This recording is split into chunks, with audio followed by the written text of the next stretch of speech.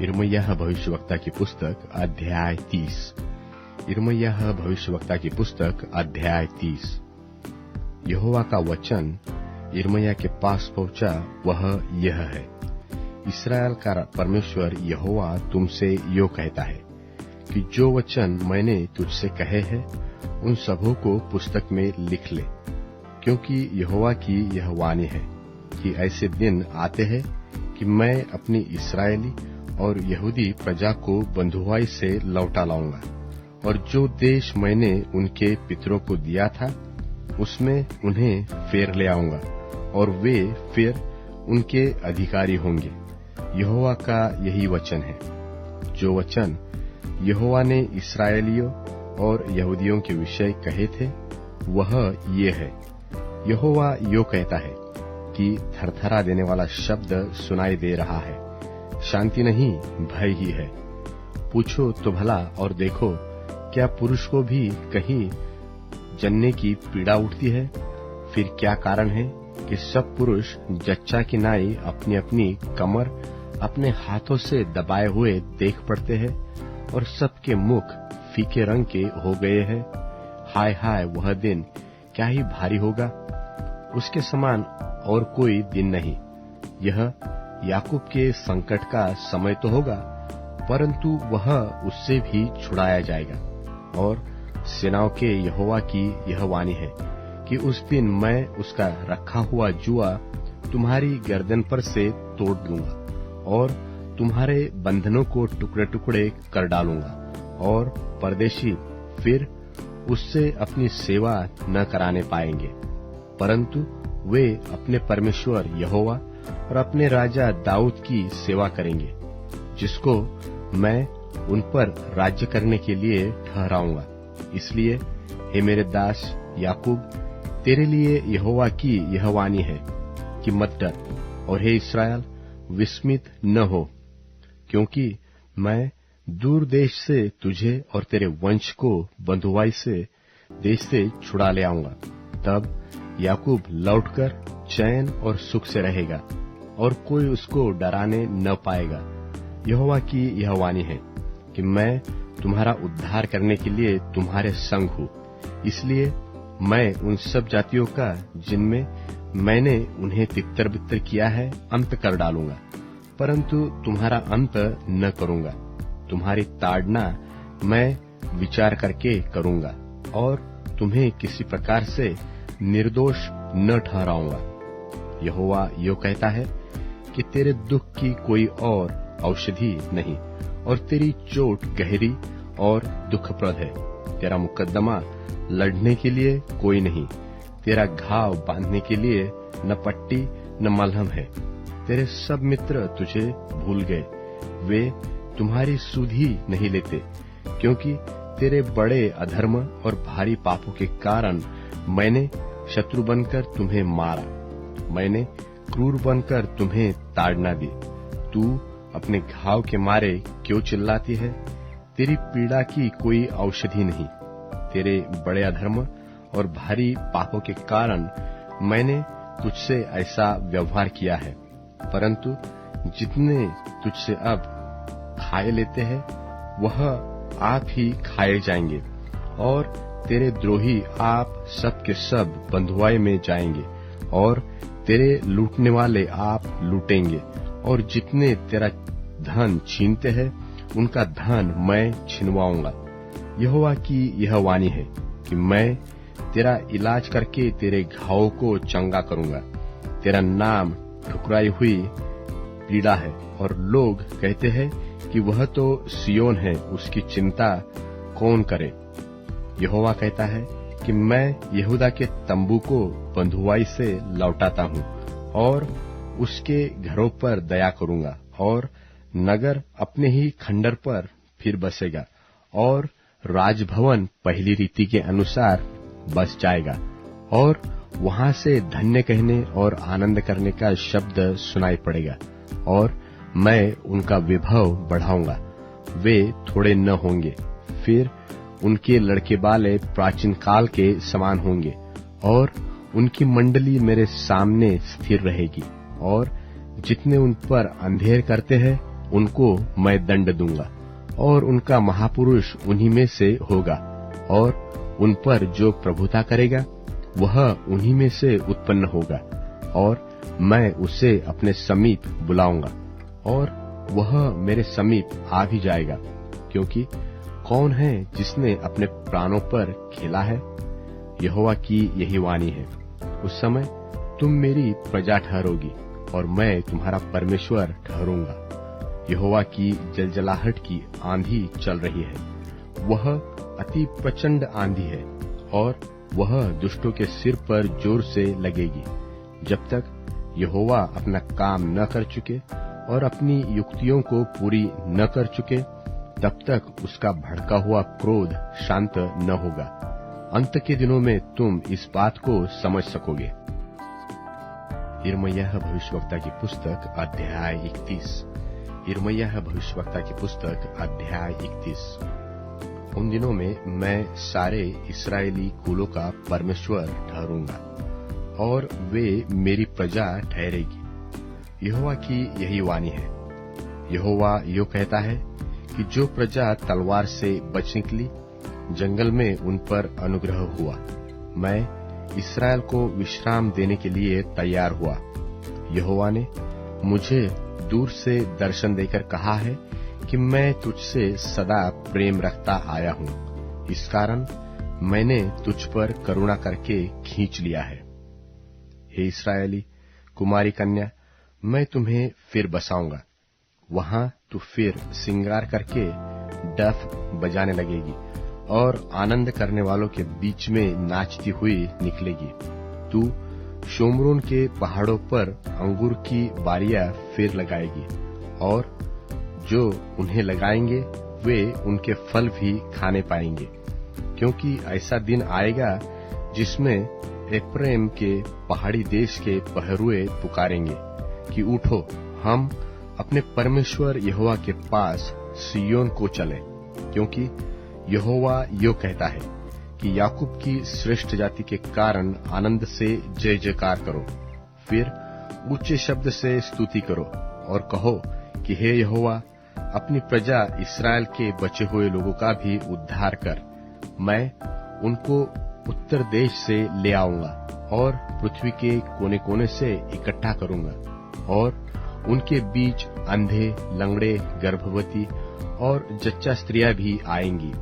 एक बड़ी मंडली यहाँ लौट आएगी। वे आंसू बहाते हुए आएंगे, और गिड़गिड़ाते हुए मेरे द्वार पर पहुंचाए जाएंगे, और मैं उन्हें नदियों के किनारे किनारे से और ऐसे चौरस मार्ग से ले आऊंगा जिससे वे ठोकर न खाने पाएंगे। क्योंकि मैं इस्राएल का पिता हूँ, और एप्रैम मेरा जेठा है। हे जाति जाति के लोगों, यहोवा का वचन सुनो, दूर दूर के द्वीपों में भी इसका प्रचार करो। कहो कि जिसने इस्राएलियों को तितर बितर किया था, वही उन्हें इकट्ठे भी करेगा, और उनकी ऐसी रक्षा करेगा जैसी चरवाहा अपने झुंड की करता है। यहोवा ने याकूब छुड़ा तो लिया, और उसके शत्रु के पंजे से जो उसके अधिक बलवंत थे छुड़ा लिया है। इसलिए वे सियोन की चोटी पर आकर जय जयकार करेंगे, और अनाज, नया दाख मधु, टटका तेल और भेड़ बकरियों और गाय बैलों के बच्चे आदि उत्तम उत्तम दान यहोवा से पाने के लिए तांता बांधकर चलेंगे, और उनका प्राण सिंची हुई बारी के समान होगा, और वे फिर कभी उदास न होंगे। उस समय उनकी कुंवारियां नाचती हुई आनंद करेगी, और जवान और बूढ़े एक संग आनंद करेंगे। क्योंकि मैं उनके शोक को दूर करके उन्हें आनंदित करूंगा, और शांति दूंगा, और दुख के बदले आनंद दूंगा, और मैं याजकों को चिकनी वस्तुओं से अति तृप्त करूंगा।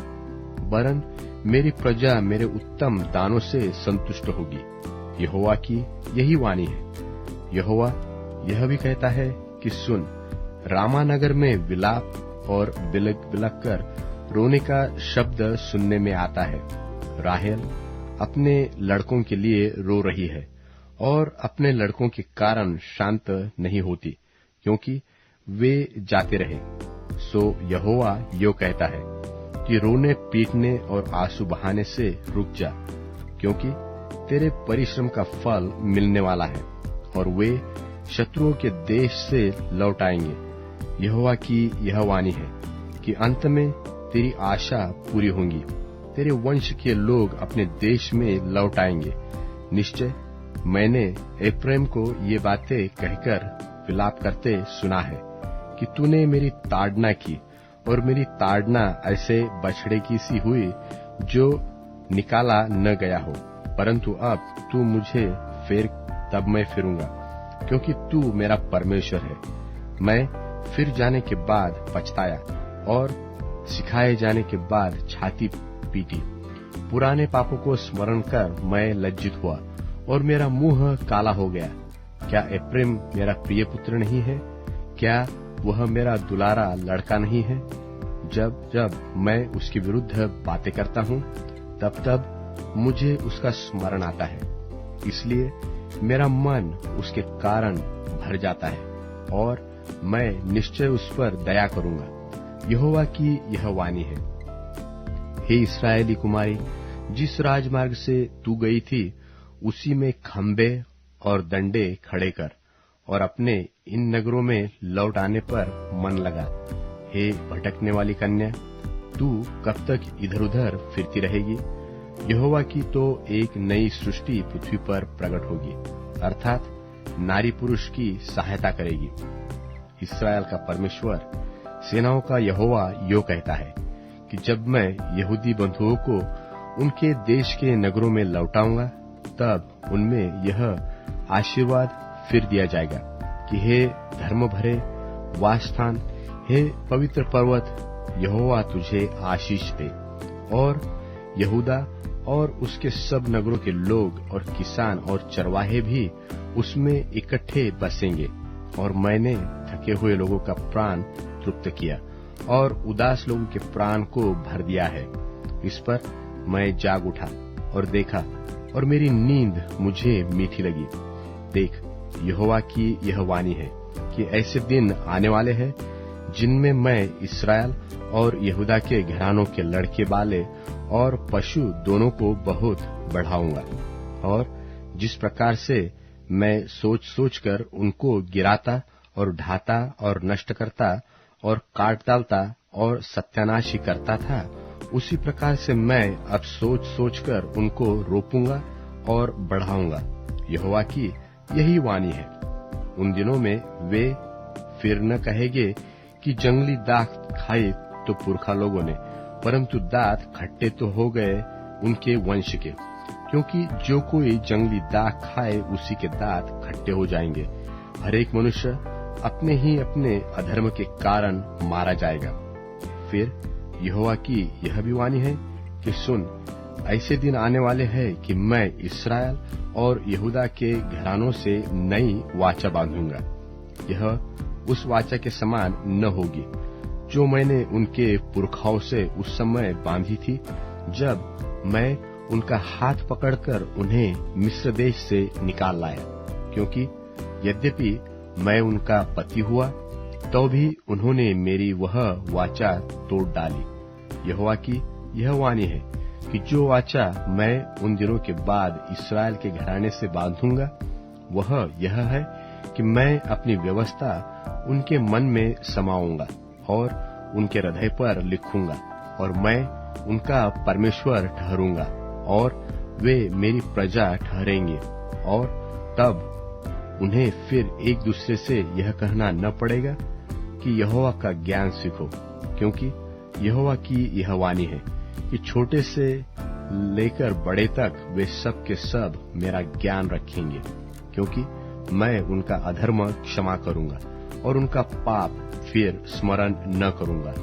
जिसने दिन को प्रकाश देने के लिए सूर्य के और रात को प्रकाश देने के लिए चंद्रमा और तारांगण के नियम ठहराए हैं, और समुद्र को उछालता और उसकी लहरों को गरजाता है, और जिसका नाम सेनाओं का यहोवा है, वही यहोवा यो कहता है कि जब वे नियम मेरे सामने से टल जाएंगे, तब ही यह हो सकेगा कि इस्राएल का वंश मेरी दृष्टि में एक जाति ठहरने से सदा के लिए छूट जाए।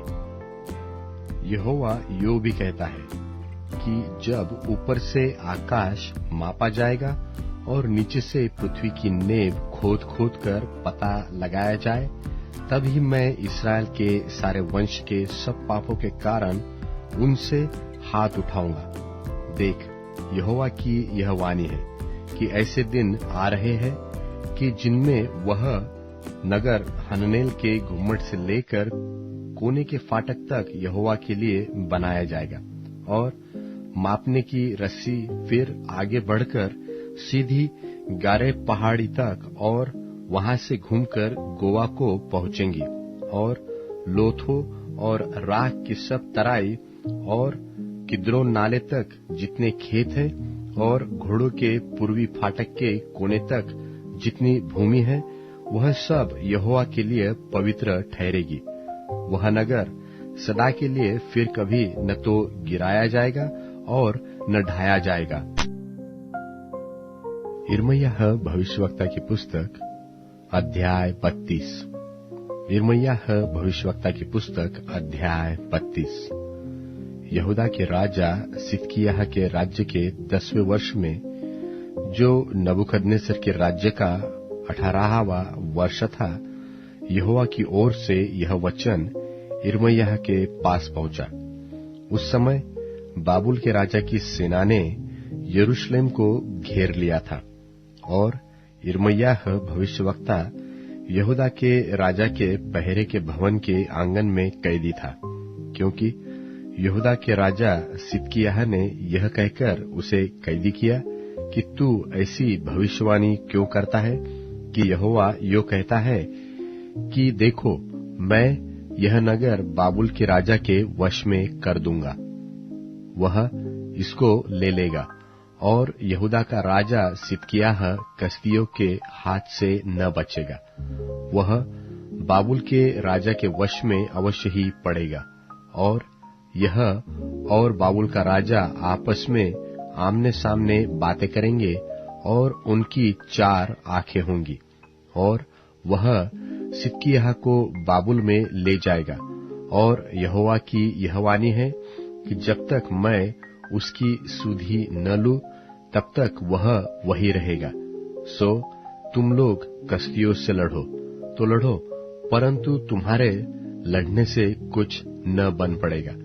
और यिर्मयाह ने यह कहा, यहोवा का वचन मेरे पास पहुंचा कि देख, शल्लम का पुत्र हनमेल, जो तेरा चचेरा भाई है, सो तेरे पास यह कहने को आने पर है कि मेरा जो खेत अनातोत में है उसे मोल ले, क्योंकि उसे मोल लेकर छुड़ाने का अधिकार तेरा ही है।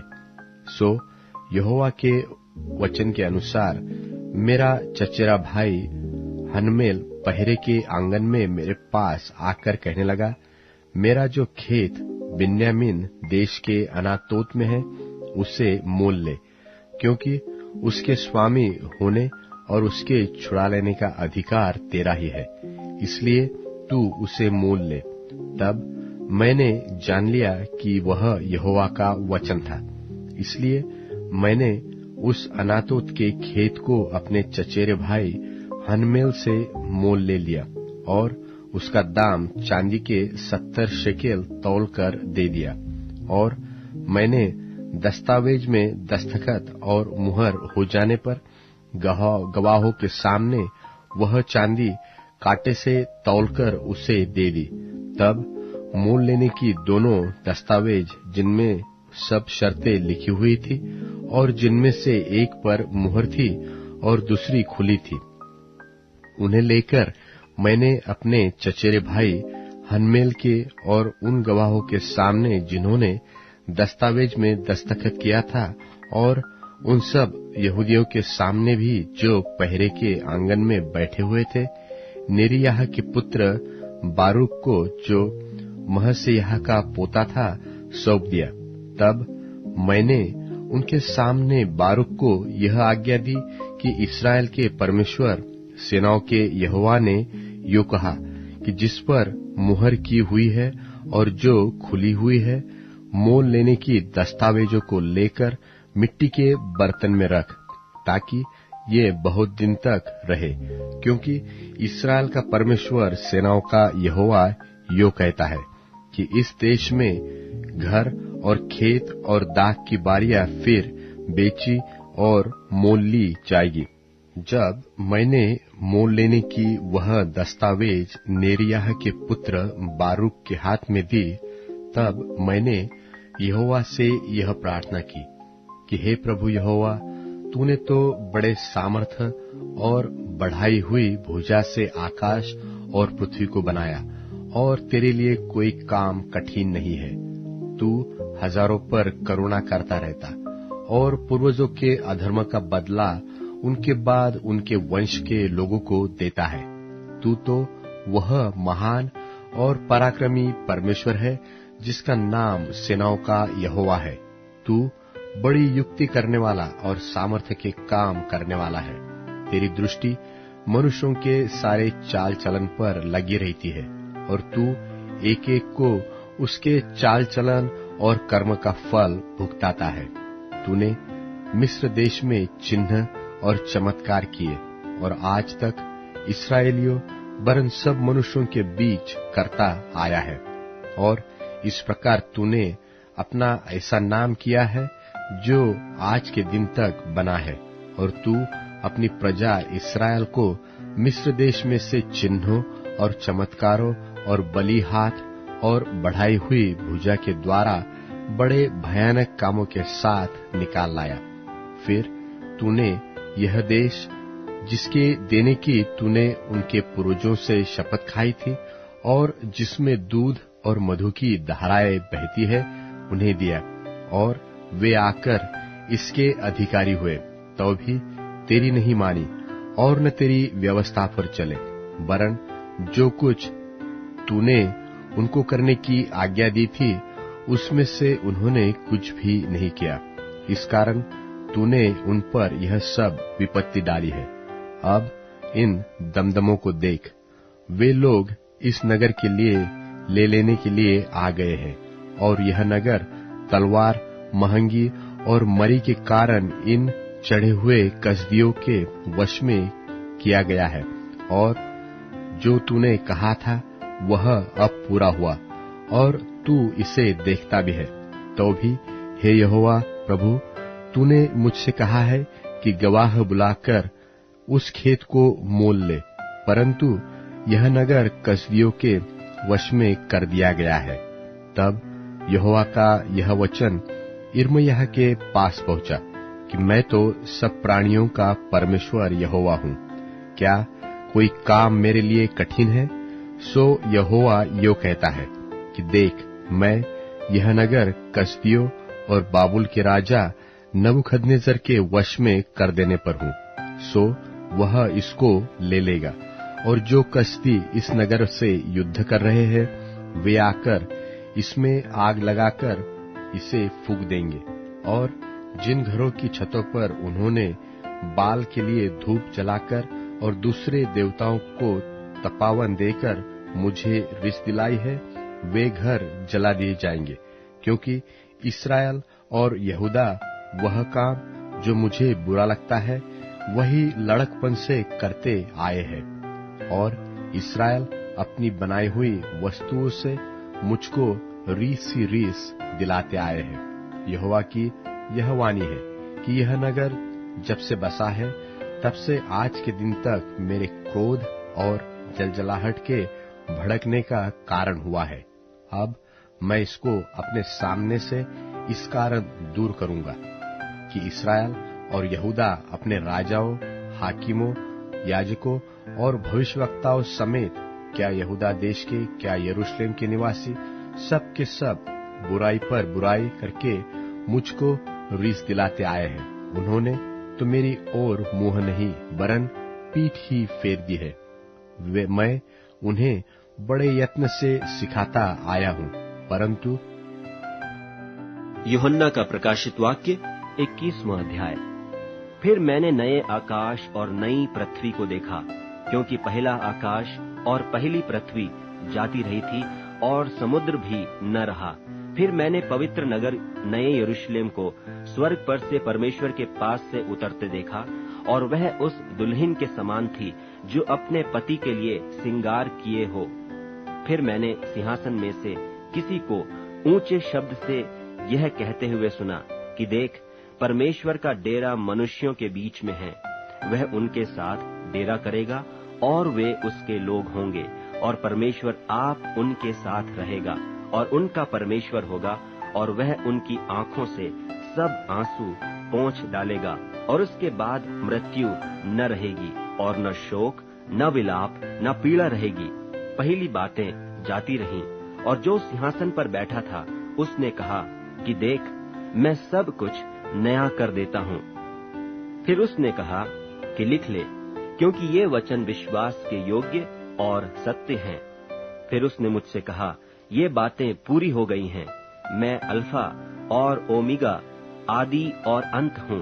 मैं प्यासे को जीवन के जल के सोते में से सेंत मेंत पिलाऊंगा। जो जय पाए वही इन वस्तुओं का वारिस होगा, और मैं उसका परमेश्वर होऊंगा और वह मेरा पुत्र होगा। पर डरपोकों और अविश्वासियों और घिनौनों और हत्यारों और व्यभिचारियों और टोन्हों और मूर्ति पूजकों और सब झूठों का भाग उस झील में मिलेगा जो आग और गंधक से जलती रहती है। यह दूसरी मृत्यु है। फिर जिन 7 स्वर्गदूतों के पास 7 पिछली विपत्तियों से भरे हुए 7 कटोरे थे, उनमें से एक मेरे पास आया और मेरे साथ बातें करके कहा, इधर आ, मैं तुझे दुल्हन अर्थात मेमने की पत्नी दिखाऊंगा। और वह मुझे आत्मा में एक बड़े और ऊंचे पहाड़ पर ले गया, और पवित्र नगर यरूशलेम को स्वर्ग पर से परमेश्वर के पास से उतरते दिखाया।